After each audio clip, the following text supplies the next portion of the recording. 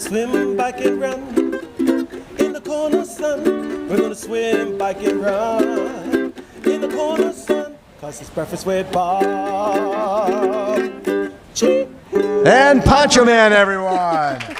Welcome back to Breakfast with Bob, day 2 from Kona and Huggo's on the Rocks. My name is Bob Babbitt, brought to you by Master Spas as fuels go longer, HOKA Let's Fly, deboer wetsuits, Forum Smart Swim goggles, Zoot Sports, original triathlon brand, Quintana Premium Plus Sports, and of course, our Challenged Athletes Foundation, our next guest, 2-time Olympian and one of our favorite people on the planet, Sarah True. A round of applause for Sarah. How are you doing? Bob, you're making me blush. You're one of my favorite people, too. So, Sarah, I look at you go and get 9th at the PTO Asian Open, and for people on the outside, they look, okay, 9th, no big deal. But we're talking racing against rocket ships on their own turf, because it's all ITU, it's all the fast twitch characters, and here you've become more of an Ironman 70.3 type person. How was that experience?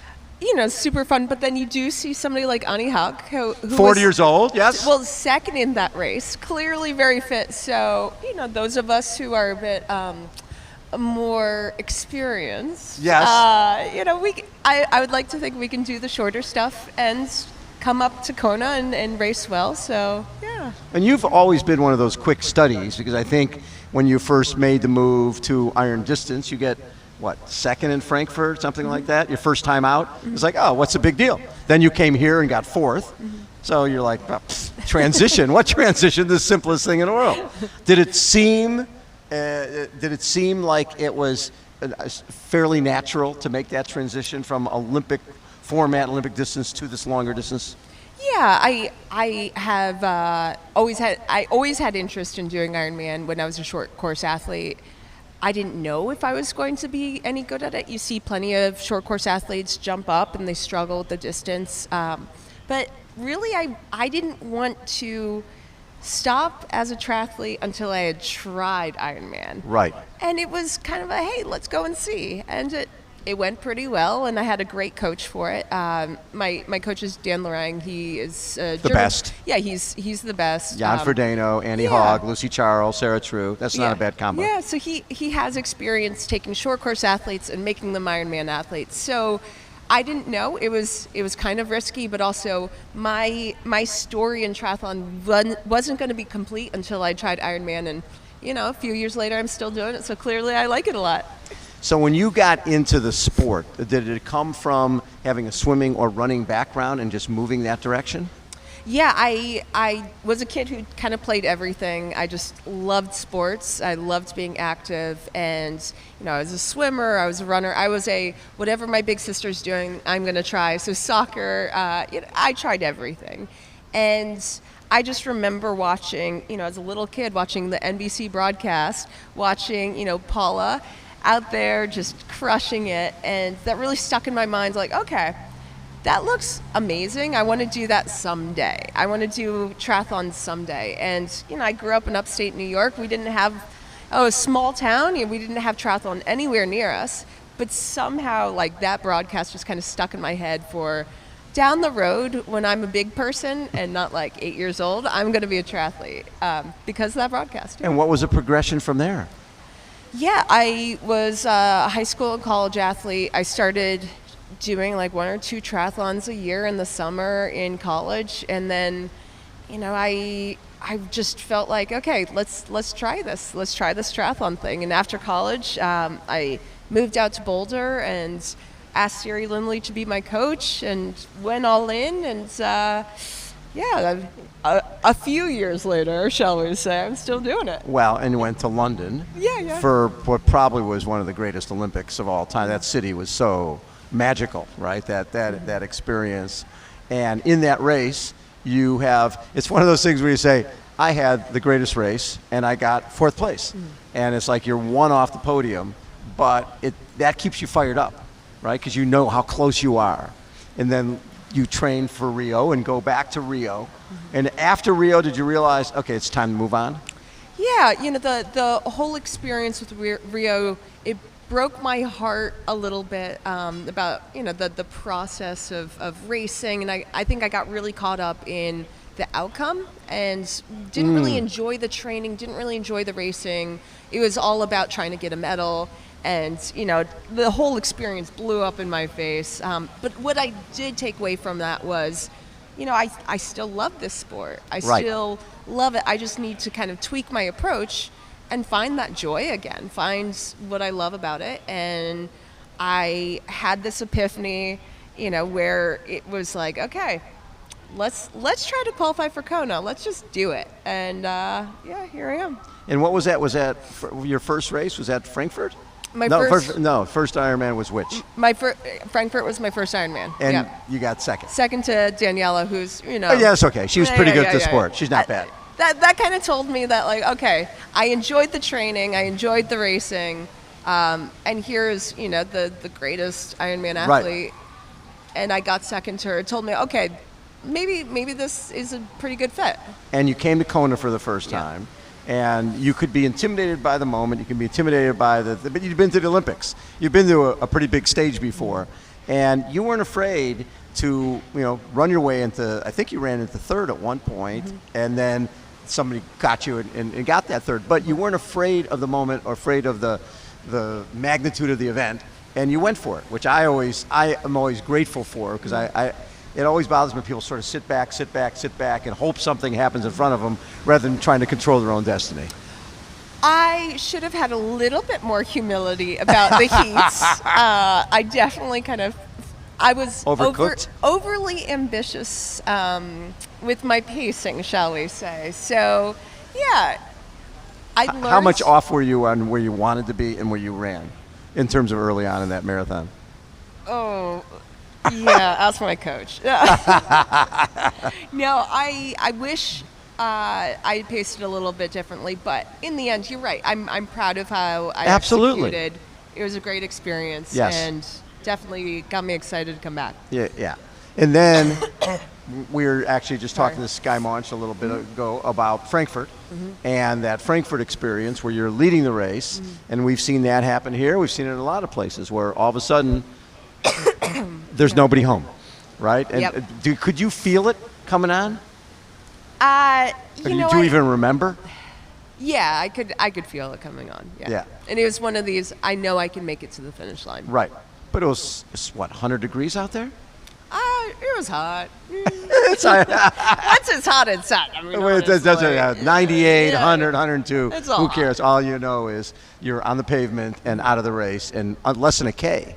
Yeah. About 700, 800 meters to go. The med staff decided I was done. Yeah. But this year, 2023. Sorry, I have a frog in my throat. No problem. So 2023, was that the first time back in Frankfurt since? Yeah. Mm-hmm. First time back in Frankfurt since probably one of the worst moments in your racing career. And this year you win. Right? You go there and swim 52 minutes, 4:58, 2:57, 8:54, a really complete race, and you win the race where you collapsed at. That had to be a little bit of redemption. I don't know if it was. I didn't go there for redemption. I liked the course. It's a great experience. Yes. It's a really fun race. It feels good to execute. Right now, I've a lot on my plate outside of triathlon. So being a mom, you mean? I'm a mom. I'm in grad school. What are you doing in grad school? What are you taking? I'm getting my doctorate in clinical psychology. Oh my God! Oh, look at Poncho Man, taking care of you. I love that. Yes, for you. Thanks, Poncho Man. And we thought he was just a ukulele player. Who knew? So how do you balance your time coming into this race? Did you have enough time to train? You can ask the same question of, everybody. The 2,000 women who are here. Yes. You find time for the things you love, but it's never ideal. I would love to have 4 more hours a day, but unfortunately I don't. Right. I get a little bit of help here and there, but also it's early mornings. It's trying to make things work, getting swims in between lectures, things like that. Right. So your husband, Ben True, is an Olympic athlete or a top level U.S. runner. Is he looking for Paris for 2024? I don't think so. He's done. Yeah. I think so. He still runs quite a bit. Yes. He has learned from coming here over the years that he's not allowed to complain about the heat anymore. That was my favorite ever. Yeah. You were here, and here's this guy, a world-class athlete, and he'd come back from every little run. Would you go 5 miles or something? And he'd come back and be so dramatic.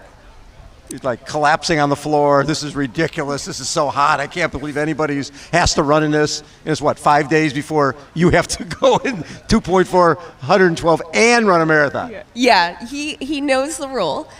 He does kind of flop around a little bit these days. He, still is running like well over 100 miles a week. Is he really? I think so. Yeah, 89. I Marathon think so. now.